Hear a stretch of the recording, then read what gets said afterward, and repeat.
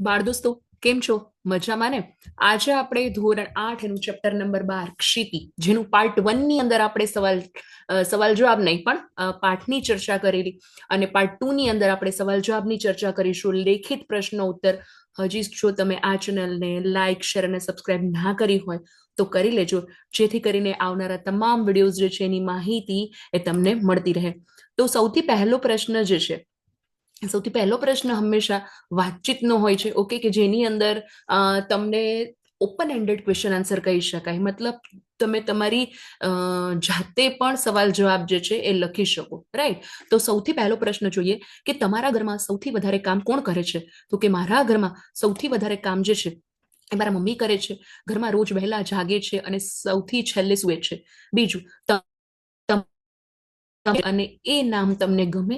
તો કે મારા ઘરમાં સૌ મને લાડમાં બેટ્ટુ બોલ નામથી બોલાવે છે અને મને ખૂબ ગમે છે. ઓકે, પછીનો પ્રશ્ન તરફ આગળ વધીએ. Give me 1 minute. Just technical some issue, I hope. Give me 1 minute. Yes. ત્રીજું, તમારા ઘરમાં સૌથી વધારે બોલકણું કોણ છે? તો કે મારા ઘરમાં સૌથી વધારે બોલકણી મારી નાની બહેન ચાંદવી છે. ચોથું, તમને તમારું ઘર ગમે છે? કેમ? મને મારું ઘર ખૂબ જ ગમે છે, કારણ કે મારા ઘરમાં સૌ એકબીજાને બહુ ચાહે છે, એકબીજાને બહુ ધ્યાન રાખે છે. વળી ઘરમાં હું સૌથી નાનો છું, તેથી સૌ મને ખૂબ વહાલ પણ કરે છે. તો અહીંયા જે છે તમે તમારી જાતે સવાલના જવાબ લખી શકો. જરૂરી નહીં કે અહીંયા બીટું કીધું છે તો તમે બીટું જ લખો, એમ રાઈટ? તમને તમારું જે પેટ નેમ હોય તમે લખી શકો. અચ્છા, મતલબ કહેવાય ને કે કયા નામથી બોલાવે ને પેટ નેમ કહેવાય. તમે તમારું પેટ નેમ જે છે મને કોમેન્ટ બોક્સમાં જણાવી શકો. મારું નામ મોનાલિશા છે, તો મોના, અથવા તો ઘણી બધી વાર મોનકી એવું કહેતા હોય, તો તમે મને કહેજો તમારું પેટ નેમ શું છે. પાંચમું, તમારા ઘરમાં કોણ ખીજાય છે ક્યારે ક્યારે? મારા ઘરમાં અમે બાળકો ધમાલ મસ્તી કરીએ ત્યારે એકબીજાનું રમકડું લઈ લેવાની જીદ કરીએ ત્યારે મારા મમ્મી અને પપ્પા ખીજાય છે.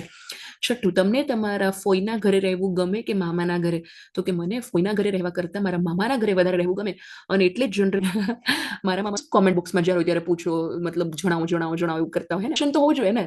ફક્ત હું આમ બોલી જાઉં અને તમે કશું કહો નહીં, તમે સાંભળો છો કે નહીં, સમજો છો કે નહીં, એ પણ ખબર હોવી જોઈએ, રાઈટ? તો તમારા મામાનું ગામ લખ્યું કે નહીં?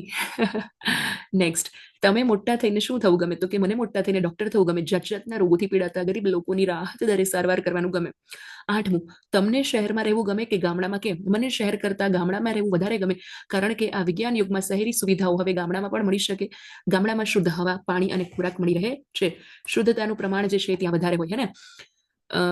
નવમું, આપણી આસપાસ આપણી કોઈ વસ્તુ ખોવાઈ જાય તો આપણને શી મુશ્કેલી પડે? આપણી કોઈ વસ્તુ ખોવાઈ જાય તો તેના વગર મુશ્કેલી અવશ્ય પડે. જે વસ્તુ ખોવાઈ જાય એના દ્વારા થતું કામ અટકી પડે છે અને આપણે હેરાન થઈ જઈએ છીએ, દાખલા તરીકે ચશ્મા, મોબાઈલ, પેન વગેરે. પ્રશ્ન નંબર 2 એનું નીચેના પ્રશ્નોના ટૂંકમાં ઉત્તર લખો. અહીંયા જુઓ, તમે પાર્ટ 1 ની અંદર પાઠ બરોબર રીતે સમજ્યો હોય, હે ને, અને સરખી રીતે કહેવાય ને કે તો તમે પોતાના જે છે એ શબ્દોનો ઉપયોગ કરી અને જવાબ લખી શકો, હે ને, અન્ડરસ્ટેન્ડિંગ મુજબ. પણ હા, એનામાં માત્રા મિસ્ટેક ન થવી જોઈએ, જોડણી મિસ્ટેક ન થવી જોઈએ. એ માટે રીડિંગ રોજ કરવાનું રાખો, ભલે થોડું તો થોડું, કે એક પેજ, બહુ વધારે નહીં. એક પેજ જેટલું રીડિંગ રાખો અને થોડું રાઇટિંગ રાખો, તો 110% એક્ઝામની અંદર તમને સવાલ જવાબ પૂછાય, ખાલી જગ્યા પૂછાય, રાઇટર પૂછાય, જોડકા પૂછાય, ખરા ખોટા કંઈ પણ પૂછાય તો સરસ આવડી જાય. તો પહેલું, ક્ષિતિ નાટકમાં કુલ કેટલા પાત્રો છે? ક્યાં ક્યાં? ક્ષિતિ નાટકમાં કુલ 4 પાત્રો છે: સંતોષભાઈ, ચારુબાલા, તેમની દીકરી કેતકી એટલે એનું પેટ નેમ કિટી, અને એમની બહેન ક્ષિતિ.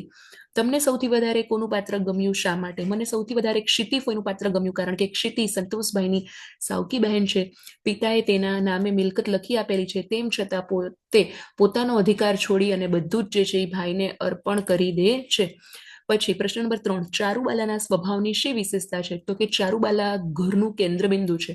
એ ઘરના બધા જ સભ્યોને સુખ સગવડથી સાચવવા જાત ઘસી નાખે છે. બધાનું ધ્યાન રાખતા રાખતા ક્યારેક ચીડાઈ પણ જાય છે. કેતકી તેના પપ્પા સાથે વધારે પડતી વાતો કરે તોય એને કઠે છે, એટલે એને ગમતું નથી. અને આ બધું ચારુબાલાના સ્વભાવમાં હોવા છતાં તેમાં રહેલી આંતરિક માનવતા આપણને આકર્ષી જાય છે. ચોથું, કેતકી વાતોડિયણ છે એવું શા ઉપરથી કહી શકાય? બાપુજી પાસેથી બા જેવી ખસી કે તરત જ બાપુજી પાસે જઈ કેતકી કહી દે છે કે બેસો ને બાપુજી, આપણે જરા વાતો કરીએ. ક્ષિતિફોઈના વ્યવસાય વિશે પણ બાપુજીને તે પૂછી જ લે છે. ક્ષિતિફોઈ પણ પછી મારી સાથે વાતો કરજો એમ કહી બહાર જાય છે. આમ કેતકી વાતોની ભૂખી છે. એને જ્યારે તક મળે ત્યારે વાત કરવાનું ચૂકતી નથી. આ ઉપરથી કહી શકાય કે કેતકી વાતોડિયણ છે. Talkative, વાતોડિયણ it means talkative. બહુ ન હોય આમ જ્યાં મૂકો ત્યાં વાતો ને વાતો. હું પણ બહુ છું. મને ક્લાસની અંદર આનંદી કાગડો કહેતા, જ્યાં જાઉં ને વાતો વાતો વાતો ચાલુ જોઈએ એમ. પાંચમું, ચારુબાલા જેવો સ્વભાવ. ચારુબાલા જેવો સ્વભાવ મને ગમે, કારણ કે તે ઘરના બધા જ સભ્યો માટે પોતાની જાત ઘસી નાખે છે. ઘરની વ્યવસ્થા અને સંબંધોની જાળવણી પણ કરે છે. પોતાની સાવકી નણંદ પ્રત્યે પણ તે પોતીકો ભાવ જ રાખે છે. એના પછીનો પ્રશ્ન બ, નીચેના પ્રશ્નના ઉત્તર સવિસ્તાર લખો. એમાં પહેલું, આ ઘર જેવું છે એવું તારા લીધે જ. સંતોષભાઈએ આ વાક્ય કોના માટે કહ્યું હશે, કેમ? તો કે આ ઘર જેવું છે તેવું તારા લીધે જ છે. સંતોષભાઈએ આ વાક્ય એમની પત્ની ચારુબાલા માટે કહ્યું છે, કારણ કે ચારુબાલા જે છે એ ઘરના બધા જ સભ્યો માટે પોતાની જાત ઘસી નાખે છે. ઘરના બધા વૈતરા પોતે કરી લે છે. ઘરના સભ્યોની નાની નાની વાતોનું ધ્યાન રાખે છે. ઘરની વ્યવસ્થા અને જાળવણી કરનાર ચારુબાલાને સંતોષભાઈના ચશ્મા માટે ઘડીભર કંટાળો આવી જાય, પણ પછી પસ્તાવો પ્રગટ કરે છે. પોતાની સાવકી નણંદ પ્રત્યે પણ પોતીકો ભાવ રાખે છે. નણંદ ક્ષિતિબહેનને ખોટું ન લાગી જાય તેની પણ તે સાવધાની રાખે છે. આમ ઘરમાં ચારુબાલાને લીધે સંતોષભાઈને કોઈ બાબતમાં જોવાપણું રહેતું નથી, અને તેથી જ સંતોષભાઈએ એવું કહ્યું હશે. બીજું, વિલાયતથી આવેલી ક્ષિતિનું વર્ણન તમારા શબ્દમાં કરો. વિલાયતથી આવેલી ક્ષિતિ જે છે એ પોતાના પિયરથી સાવ અજાણી છે, કારણ કે ઘણા બધા વર્ષો પહેલા એ અભ્યાસ માટે વિલાયત ગઈ હતી. વિલાયતમાં મોટી થઈને આવ્યા પછી પણ તેનામાં ભારતીયતાની કે પરિવારની પ્રત્યેની ભાવના કે લાગણી ઓછી થઈ નથી. ક્ષિતિના કહેવા મુજબ ભાઈ ભાભીને મળ્યા પછી ફરી પાછી મમ્મી પપ્પા પાસે જ પહોંચી ગઈ એવું એને લાગે છે. પિતાએ બધી જ મિલકત એક ક્ષિતિના નામે કરેલી હતી, છતાં મિલકતનો સહેજ પણ મોહ રાખ્યા વિના પોતાની મિલકત ભાઈને આપી દે છે. એમના ભેગી જ રહીને પોતાનું જીવન વિતાવવા માંગે છે. એના પછીનો પ્રશ્ન, ક્ષિતિએ સંતોષભાઈ માટે કહ્યાગ્રા શબ્દ શા માટે વાપર્યો હશે? કહ્યાગ્રા એટલે જે કે ને એ મુજબ કરતા રહે એમ, કોઈ પર્ટિક્યુલર કોઈ વ્યક્તિ એમ, એટલે કહ્યાગ્રા એમ કે આ કહી તો આમ, આ કહી તો આમ, કોઈ કે દિવસ તો કે દિવસ ને કોઈ કે રાત તો રાત એમ, એવી રીતે એમ. સંતોષભાઈ ખૂબ જ સરળ સ્વભાવના છે. ઘરની કોઈ પણ બાબત એ સહજતાથી સ્વીકારી લે છે. પત્ની ચારુબાલાના કહ્યા મુજબ એટલે કે એની ઈચ્છા પ્રમાણે કામ કરે છે. ક્ષિતિના કોઈ વર્તનથી ચારુબાલાને માઠું લાગી જાય તો મન ઉપર લેવાની વાત પહેલાથી જ ચારુબાલાને કહી રાખે છે. ક્ષિતિ આવે છે ત્યારે ક્ષિતિ અને ચારુબાલાની હાજરીમાં દયામણી રીતે એ છબરડા વાળે છે. એ જોઈને ક્ષિતિએ સંતોષભાઈ માટે કહ્યાગરા શબ્દ વાપર્યો હશે. ચોથું, સંતોષભાઈએ ક્ષિતિનો કાગળ જોઈને શા માટે અવાક થઈ ગયા? અવાક થઈ જવું એટલે આશ્ચર્યચકિત થઈ જવું એમ, સરપ્રાઈઝ અથવા તો એ ટાઈપનું એમ. પિતાજીએ પોતાનું ઘર, જમીન અને બધી મિલકત ક્ષિતિના નામે કરી લીધી હતી. એ કાગળ લઈ અને ક્ષિતિ ઘર, આસપાસની જમીન અને બધી મિલકતની તપાસ કરવા આવી હતી. પોતાના નામે થયેલી મિલકતનો કાગળ એને સંતોષભાઈને વાંચવા આપ્યો. કાગળ વાંચી અને સંતોષભાઈને લાગ્યું કે હવે પોતે રહે છે એ ઘર ખાલી કરવું પડશે, બધી જ મિલકત ક્ષિતિને સોંપી અને બીજે જવું પડશે, અને એ વિચાર કરવાથી સંતોષભાઈએ ક્ષિતિનો કાગળ જોઈ અને અવાક થઈ ગયા. પછીનો પ્રશ્ન, ક્ષિતિએ કાગળમાં શા માટે ફાડી નાખ્યો? 20 વર્ષ પછી વતનમાં પાછી આવેલી સાવકી બહેન ક્ષિતિ પ્રત્યે સંતોષભાઈ અને ચારુબાલાની લાગણી એ સગી બહેન કરતા પણ વિશેષ હતી. મિલકતનો કાગળ વાંચ્યા પછી પણ સંતોષભાઈએ મિલકતની લાલચ થતી ન હતી. ઘણા વર્ષોના ઘર સાથેના લગાવને કારણે મનમાં ગડમથલ હોવા છતાં તેઓ ક્ષિતિ પાસે થોડા દિવસની મોહલત જે છે એની વાત મૂકે છે. સંતોષભાઈનો હર્યો ભર્યો પરિવાર અને ઘર સાથેનું તેઓનું જોડાણ જોઈ અને ક્ષિતિ પણ લાગણી ભીની થઈ જાય છે અને કાગળને ફાડી નાખે છે. ક્ષિતિ વિદેશથી પોતાના ભાઈને ત્યાં રહેવા કેમ આવી ગઈ? ક્ષિતિ જે છે એ ભણવા માટે બાપુજી સાથે વિદેશ ગઈ હતી. વિદેશથી આવી અને હવે વતનમાં દવાખાનું કરવાની તેની ઈચ્છા છે. ક્ષિતિ ભારતીય કુળની સ્ત્રી છે. વતનની માટી પ્રત્યેનો પ્રેમ તથા ભાઈ ભાભીના પરિવારની લાગણીથી આકર્ષાય છે. સંતોષભાઈની સરળતા, નાની કેતકીની નિર્દોષતા અને ચારુવાલામાં રહેલી અંદરની માનવતા તેને આકર્ષીને જ રહે છે, અને તેથી ઘર, જમીન તથા મિલકત પરનો હક પોતે પણ છોડી દે છે અને પરિવારમાં ભળી જઈ અને પોતાના ભાઈને ત્યાં જ રહેવા આવી જાય છે. પછીનો પ્રશ્ન નંબર 3, નીચે આપેલા સંવાદોને આધારે પ્રશ્નોના ઉત્તર લખો. પહેલું, હવે તમને અહીંયા જે છે તમને જોયું હશે તમારી ટેક્સ્ટબુકની અંદર સંવાદ આપેલો છે. મેં અહીંયા એને લખ્યો નથી બીકોઝ ઓલરેડી એ સંવાદ છે એની અંદર ઝઘડુશા જે છે એની અને વિષળ મતલબ એની અને રાજાની વચ્ચેની વાતચીત જે છે એ છે. ઓકે, તો અહીંયા એને સવાલ જવાબ. રાજાએ ઝઘડુશાને શા માટે યાદ કર્યા હશે? ઝઘડુશા શેઠ રાજ્યના સમૃદ્ધ વેપારી છે. રાજ્યમાં 3 વર્ષથી દુકાળ પડેલો છે. રાજ્યના ધાનના કોઠાર અને ધનના ભંડાર ખાલી થઈ ગયા છે અને તેથી રાજ્યની આવી મુસીબતના સમયમાં મદદરૂપ થવા રાજાએ ઝઘડુશાને યાદ કર્યા હશે. બીજું, હિન્દુસ્તાનના કયા કયા પ્રદેશમાં દુકાળે આણ વર્તવી છે? હિન્દુસ્તાનના ગુજરાત, સિંધ, મેવાડ, માળવા, કાશી અને ઠેઠ કંદહાર વગેરે પ્રદેશોમાં દુકાળે આણ વર્તાવી છે. ત્રીજું, વિશળદેવ પ્રજાવત્સલ રાજા છે એવું શા ઉપરથી કહી શકાય? તો કે રાજ્યની 3 વર્ષની દુકાળની કારમી સ્થિતિમાં વિશળદેવ રાજાએ ધાનના કોઠાર અને ધનના ભંડાર જે છે એ ખુલ્લા મૂકી દીધા હતા. આ ઉપરથી કહી શકાય કે વિશળદેવ પ્રજાવત્સલ છે. ચોથું, પાનખરમાં પાંદડા ખરે તેમ કોણ ખરી રહ્યું હતું? સાથી. પાનખરમાં પાંદડા ખરે એમ માણસો ખરી રહે એટલે કે ભૂખના કારણે મરી રહ્યા છે. કારણ કે રાજ્યમાં 3 વર્ષથી પડેલા દુકાળને કારણે અનાજ પાક્યું નથી. રાજ્યના ધાનના કોઠાર પણ ખાલી થઈ ગયા છે. રાજા વિશળદેવ કઈ બાબતને પોતાનો રાજધર્મ માને છે? તો કે રાજા વિશળદેવ રાજ્યના દુકાળના કારમા સમયમાં રૈયત એટલે પ્રજા એને ટકાવી રાખવાની બાબતને પોતાનો રાજધર્મ માને છે. છઠ્ઠું, દુકાળ એટલે શું? દુકાળની માનવ જીવન ઉપર સી અસર થાય. તમને નિબંધ પણ ઘણી બધી વાર પૂછાઈ શકે. દુકાળ એટલે જેમાં વરસાદ ન આવતો હોય એવી સ્થિતિ એને દુકાળ કહેવામાં આવે છે. દુકાળ એટલે અનાવૃષ્ટિ કે જેને લીધે અનાજ, ઘાસ વગેરેની તંગીને કારણે ખરાબ સમય. દુકાળ પડે ત્યારે પાણીની અછત વર્તાય છે, અનાજના ફાંફા પડે છે, અનાજ વગર લોકો ભૂખે મરે છે, રોગચાળો ફાટી નીકળે છે, લોકો કમોતે મરે છે. પછીનો પ્રશ્ન ચોથો, નીચે આપેલા જોડકા જોડો. અહીંયા અ અને બ. તો અહીંયા જુઓ, તમારે ટેક્સ્ટબુકમાં આડાવડું છે, મેં અહીંયા ડાયરેક્ટ જવાબ આપેલો છે. ફોર એક્ઝામ્પલ, કેતકી પહેલું તો એની સામે ડી. કહેજો કે કીટીને પલ્લખા પૂછતો હતો. અહીંયા સંવાદ છે. બીજું, ચારુબાલા, પણ તોય આપણે નિરાશ થવાની તૈયારી કરી રાખવી જોઈએ. ત્રીજું, સંતોષ, આ બધું શું છે મને કંઈ સમજાતું નથી. ક્ષિતિ, ઓહો કેવું ગજબ, મને લાગે છે કે જાણે ફરી પાછી મા અને પપ્પા પાસે જ પહોંચી ગઈ છું. પાંચમું, ઉપર આપેલા જોડકાને સંવાદ રૂપે ગોઠવું. હવે અહીંયા એક્ઝામ્પલ આપેલું છે, જોડકા જે છે એ સંવાદ રૂપે ઘટનાક્રમમાં, તો કે કેતકીની સામે એમ કે કહેજો કે કીટીને પલાખા પૂછતો હતો. ચારુબાલા, સંવાદ કરવાનું હોય ત્યારે 2 ડોટ આવે અને એની સામે વાક્ય, પણ તો એ ફરી નિરાશ થવાની તૈયારી રાખવી જોઈએ. ત્રીજું, ક્ષિતિ કહે, ઓહો કેવું ગજબ, મને લાગે છે કે જાણે ફરી પાછી મા અને પપ્પા પાસે પહોંચી ગઈ છું. સંતોષ, આ બધું શું છે મને કંઈ સમજાતું નથી. સોરી. પ્રશ્ન નંબર 6, નીચે આપેલા કોષ્ટકને શબ્દ શ્રેણી પૂર્ણ કરો. એમાં શૂન્ય જ્ઞ છે તો જાણનાર, મર્મજ્ઞ, સર્વજ્ઞ, સુજ્ઞ, કૃતજ્ઞ. ક, કરનાર, સહાયક, ઉદ્ધારક, સર્જક, નિર્ણાયક. એમ ક એટલે કરનાર, સહાયક એટલે સહાયતા કરનાર, ઉદ્ધારક ઉદ્ધાર કરનાર, એવી રીતે સર્જક સર્જન કરનાર.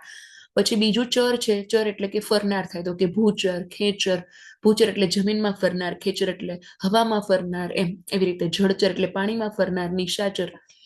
પાલ એટલે પાળનાર, ત્રીજું પાલ એટલે પાળનાર, અશ્વપાલ એટલે ઘોડાને જે પાળતો એને સ્વપાલ, મહીપાલ, ગોપાલ, દીપાલ. સ્થ એટલે રહેનાર, ગર્ભસ્થ, વયસ્થ, વાનપ્રસ્થ, મંચસ્થ વગેરે. અને ધર એટલે ધારણ કરનાર, ધુરંધર, મણિધર, મણીને ધારણ કરી હોય એ ભગવાન શ્રી કૃષ્ણ. ભગવાન મણીને તો કોણ આવે?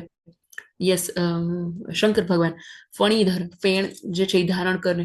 પછી મુરલીધર, મુરલીને ધારણ કરે એટલે શ્રી કૃષ્ણ, એમ આવી રીતે. ઓકે. પછીનો પ્રશ્ન જોઈએ તો વાક્ય રમત છે કે વલ્લભભાઈને બીમારીની કોઈ અસર થાય નહીં. આ સામાન્ય વાતને વિસ્તૃત રીતે રજૂ કરવામાં આવી છે, ધ્યાનથી વાંચો. જેમ કે બીમારીને ગાંઠે એ વલ્લભભાઈ શાના? વલ્લભભાઈ પાસે તેવડી બીમારી આવે ખરી?